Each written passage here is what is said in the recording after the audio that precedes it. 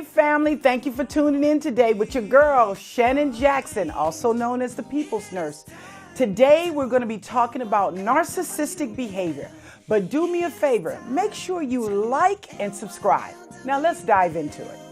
Wake up everybody, let's elevate your mind. Live your life without limits, no more wasting time. Don't forget to stay focused while continuing to stay on the grind. Keep your vision. Thank you once again, family, for joining us today for this special episode of Living Your Life Without Limits. And I have brought along an expert to help us discuss the subject called narcissistic behavior. Can you identify the signs? And it is none other than Miss Alisa Stamps, who is a clinical licensed social worker. Miss Stamps, thank you for joining us today. I'm so excited to have you be with us to dive into this episode. Thank you so much for having me. I am thrilled to be here. Your energy is infectious, so thank you. Well, I want to first start this with saying that the reason why this topic was selected, actually a viewer had spoke to me and asked me to bring this subject onto the platform. And I thought it was very interesting because when you talk about narcissists, many people think they know what it is. Or many people say, he's a narcissist, she's a narcissist. But let's first have you clearly define what it is before we start talking about some of the characteristics of it, so that it can be a clear definition of what is it. So why don't you walk us through what is actually a narcissist by definition? I will give you the technical DSM-5 definition or diagnoses, and the DSM-5 defines narcissism or narcissistic personality disorder as a fixation with oneself, one's physical appearance, or public perception. It also says that somebody with narcissistic tendencies will have a need for admiration, will have a pervasive pattern of grandiosity, and will most likely, and this is, I think, the key takeaway, possess a lack of empathy or the ability to feel empathy for others.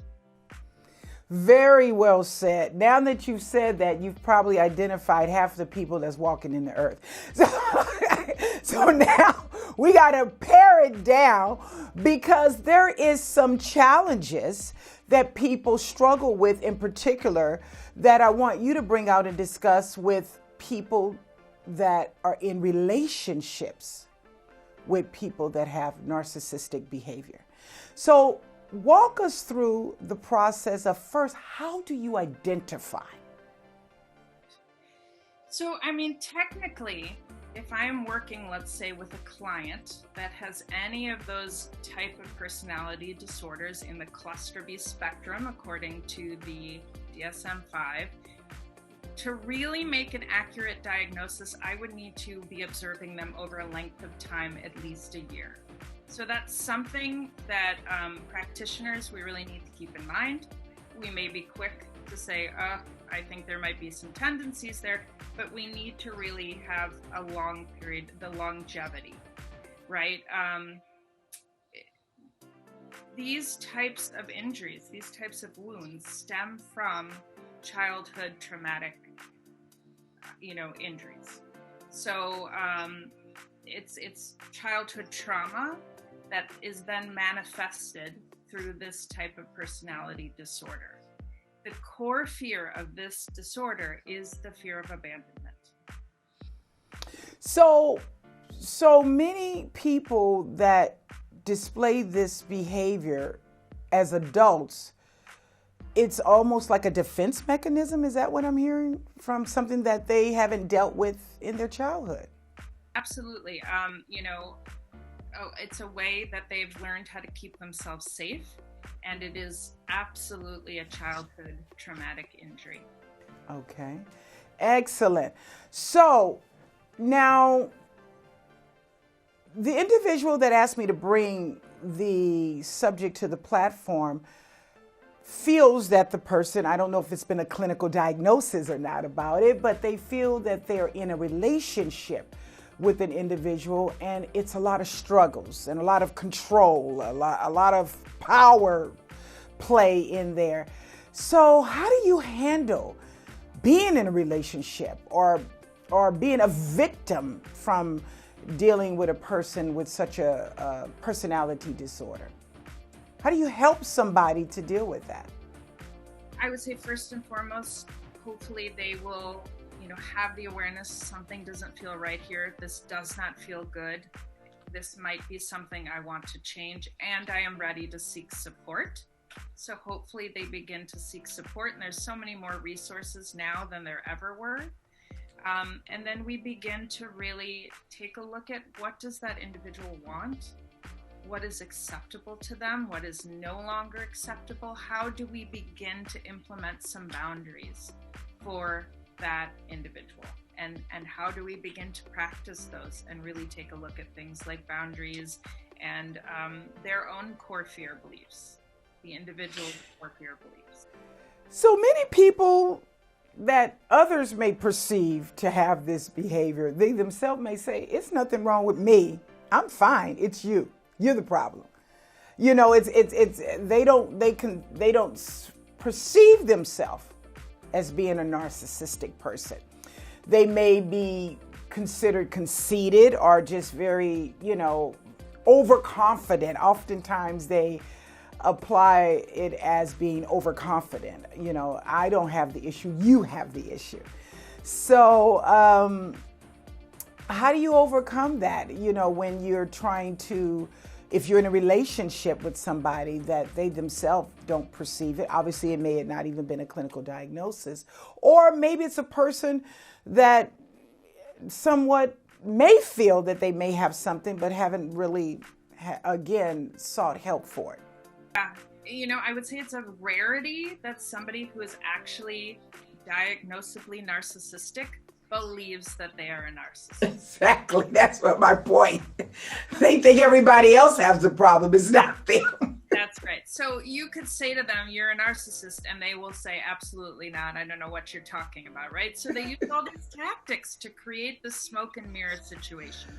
Gaslighting, manipulation, control, projection, just as you said. Yes. I'm the one with the problem. You have the problem. Exactly. Right? So exactly. I did have once a while back somebody call me up and say, I think I'm a narcissist. People are telling me this. I really want to get help. And I thought, oh my goodness, this is such like a diamond in the rough here. And, I'm not your person to help you. I work on the other end of things, but it's great that there's this awareness. But I would say that's really, really rare. Okay. So how would you advise an individual who may have a family member, a loved one, a friend, co-worker, colleague?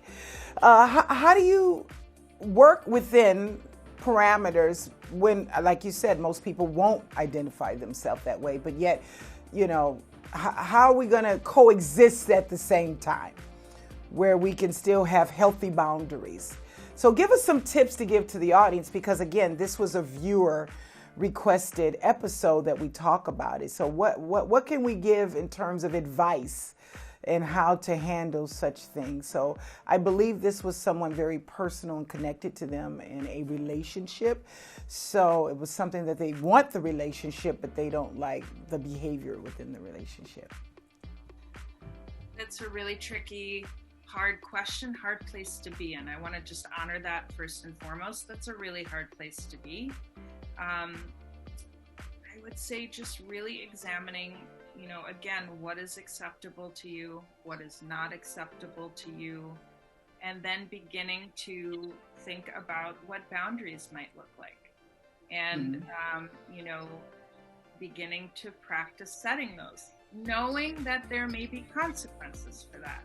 And of course, we would never want somebody to be in a physically dangerous, unsafe position, but knowing that boundaries could have an impact and a reaction from the narcissist, and beginning to kind of gray rock ourselves. That's a term that's used frequently, which is beginning to try and walk back our own emotional pulls so that there is a space. Dr. Carol McBride, who's an author of the book Will I Ever Be Good Enough, which is for daughters of narcissistic mothers, talks about this idea of separation, individuation, being a part of and apart from, and that really begins with boundary work and sort of accepting, okay, this is what this relationship is. How do I want to proceed in it? And the work is here. We cannot control anything out here. The work is all here. Okay. So the advice you're basically giving someone who's either recovering from a relationship or struggling within the relationship is, in essence, what I'm hearing is really the work starts within them, identifying their boundaries and setting expectations. Correct. Okay. Correct. We can't change anyone else. We really can't, unless they're wanting of it. So, for people that are on the dating scene, what kind of tips you want to give them to be aware of as they're out there looking for that perfect mate to try to not get hooked up in a narcissistic relationship? What are some of the key signs that we want to give them, those warning signs? I heard a comedian one time say, and I thought it was so funny, they said it would be so great that if you went out and dated someone and you could see their side effects when you were dating them. And I thought that was an hilarious bit because it doesn't come out until later. But what are some of the warning signs, that just some things that we can, be aware of for those that are single, that may be entering into relationships? What are some of the warning signs that you can give to them? I would say the biggest is to watch out for love bombing. That's a pretty popular term right now. If someone is fawning all over you, first date, even the second date, you're everything I ever wanted. I can't even imagine what this will look like. I would say, whoa, let's stop here for a moment. Nobody can know us in 1 or 2 dates. So if they are, really projecting and love bombing all over the place, I would say that might be a warning sign to look out for. It should be at a pace that feels comfortable, not like we've pressed the fast forward button. Okay. What about social media and narcissistic behavior? I mean, social media now, so many identities, right? You don't know who's who on there. Everyone is playing role play today. I mean, you got to be very, very careful. But what are some key signs to watch for in interactions on social media? I'm thinking, I'm running through what clients have shared with me about their adventures in dating, which, woo, good luck. I mean, I would just say if somebody's presenting not as they seem, really, if your gut, if you have this visceral, sometimes I can have this visceral reaction where something's saying, ooh, I don't know about this, pay attention to that.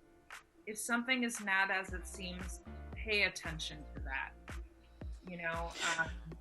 If you're noticing control, watching how they treat other people if you're going out in public with them, I think those are all things to really be mindful of. And it doesn't even have to be in a dating scene, right, with social media. Sometimes it can just be somebody very dominant in their personality on a social media platform. In other words, controlling things, right? You can kind of see that where it's very vocal, aggressive behavior in their posts or discussions or exchanges. That can also be a form of narcissistic behavior flowing through the digital airways. It should be an even exchange. Yeah. It shouldn't be dominated really by either side. I mean, obviously there's moments where somebody's commanding center, but then it should go back and forth. So as we're getting ready to close this, you talked about something, because our platform is about providing motivation, inspiration, and education. And you started off with saying today there are so many more resources that are available that wasn't there in the past. What are they? Well, unpack that for us so that people know there is help. Whether you are on this side of the coin where you display that behavior, although it's uncommon that many people ask for help, or if you've been a victim and have been in those relationships, be it personal, be it family, business, what are some of the resources that are available to help people? Absolutely. I would say, one of my go-tos is a website called narcissistabusesupport.com.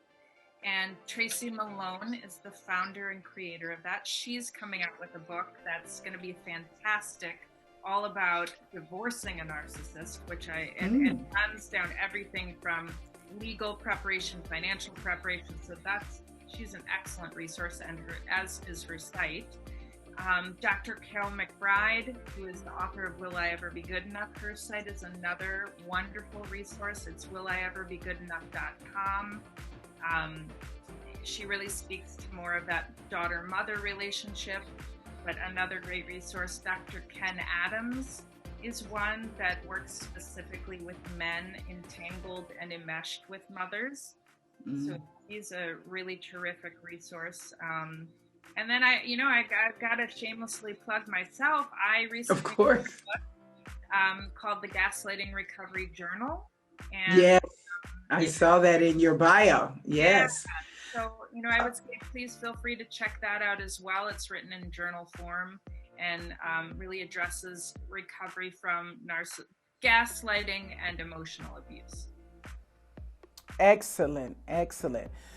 So what would be a final thought that you would want to leave if you wanted them to take anything from today's discussion that they will keep and be important, that they need to pay attention to? What would that be?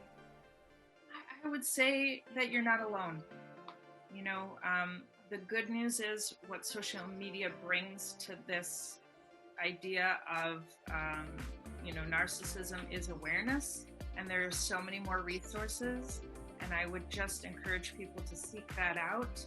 Seek out professional help if you need it as well. That's incredibly important.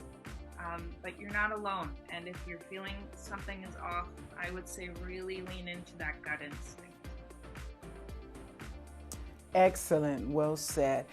Thank you so much, Ms. Alisa Stamps, for your time and your expertise on this subject matter. And I want to tell the viewer and listening audience something that she spoke about early on in this discussion is you have to know yourself and be self-aware and understand your boundaries. And that doesn't matter whether it's a narcissist or any other relationship that is prone to you being subject to verbal or physical abuse. And you don't have to take it. There is help, as she mentioned. She put a lot of great resources out there, and we're going to put those on this link of this video link so that we can continue to provide that help for you. And also, if there's any other things that you might need, you want to make sure you check out Living Your Life Without Limits Free Resource Center, where we continue to provide ongoing education and information on a variety of resources to help you at your time of need. Once again, I want to thank our special guest, Ms. Alisa Stamps, for coming in today and dropping some gems on narcissistic behavior and how to identify that and what are some of the actions you can take. And as always, thanking you, the viewers and listening audience, for joining us each week as we bring you elevation, motivation, and inspiration. So make sure you continue to tune in to Living Your Life Without Limits each week, because guess what? We are just getting started. And as I end every topic each week, remember to love yourself, take care of yourself, because guess what? You are absolutely worth it. Thank you for tuning in, and we'll see you next week.